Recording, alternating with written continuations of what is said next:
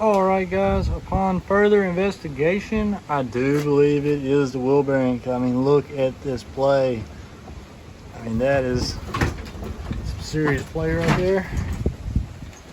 Let's try and get some different angles, but we're gonna get her fixed.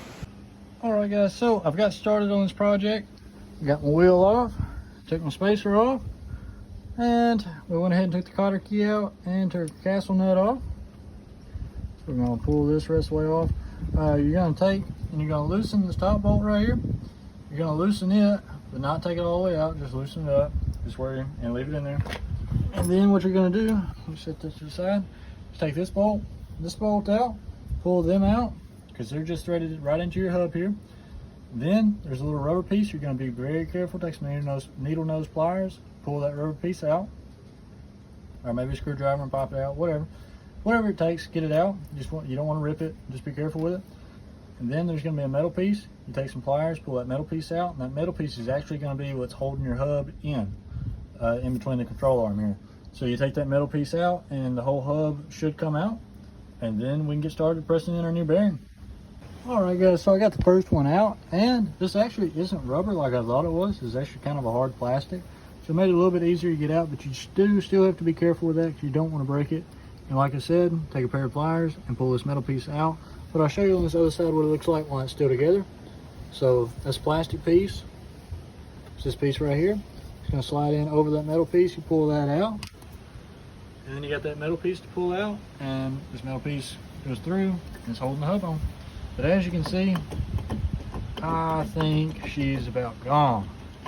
But won't be long, we'll be taking care of it. I'll show y'all how I press it out and how I'm going to press the new one in. Give me just a second. All right, guys, so as you can see, I did get the hub pulled out, and this is what those metal pieces look like. So they actually go in. See this little notch on it right here? Actually goes in like that, goes through the hub and holds it. But let me set that back over there. I don't know if I'm gonna be able to get a good shot of this, but as you can see, look, there's the balls of the bearing. So, and if I can set her down right here and spin her real quick, you can hear that humming. She is definitely gone, so we're just gonna have to press her out, put the new one in, we'll be good to go. All right, guys, so we actually did run into a little bit of problem, which, you know, nothing ever goes right. But, so as you can see, the problem here is that this hub actually got froze into the bearing, goes in here.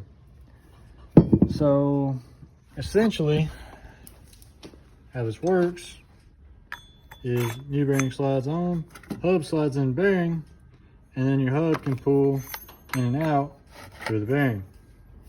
It's essentially how it's supposed to go on there. So, using that same idea with this mounted on the four-wheeler, top and bottom, this should essentially slide in and out like that, and then you take that out, and then you would take the snap ring out, push your bearing out, new bearing in. In my case, I had to knock this all the way out the front and completely destroyed what was left of the old bearing, and still can't get the race off the back of the shaft. So it looks like we're going to have to be using a new hub until I can find a way to get that off, which, I mean, not really a big deal. Replace it all at once, I guess you don't have to worry about it. But so that's kind of our problem. But we'll jump right in to put the new bearing in now that we got the old bearing out. Just wanted to let y'all know that it does happen sometimes. I guess if you run them a while, if the bearing's bad, or I guess all the mud and water probably ain't good for them, seizes them up. But give me just a second. All right, guys, so as you can see here, it did take a little bit of talking with a hammer and a punch, but to get so what was actually stuck in the inside was actually this outer piece right here, and it was almost impossible to get a punch or anything on it to get it out. I couldn't even get anything in there to press it out. But after I finally got it out, we were able to press it back in. All I did was use hydraulic jack. This is a press. Put a piece of metal over the top of it, pressed it right in there. Now we'll get a little hammer and a small tap. Just kind of tap it in all the way around. I want to get it down to where the snap ring seats. But that's pretty much the process of changing out your bearings. And you just put it all back together the way it came off. And I mean, every one of them is going to be different. Some of them are going to be easy. It may not be hard at all to knock these out, and some people are going to have a pretty hard time. So, but you just kind of got to do what works for you. This is what works for me, and I hope it works for y'all. Thank you.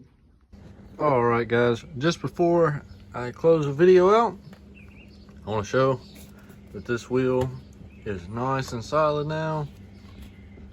No wiggle. So that's what a good wheel bearing looks like. I know a lot of people on the forums like to talk about how they have a little play in them. I mean, very little. I mean, it's not much at all. And really, honestly and truly, a little play could come from the control arm bushings, but looking at them, they all look good to me. So we're not going to worry with that right now unless they get a little bit worse on us. But that's it.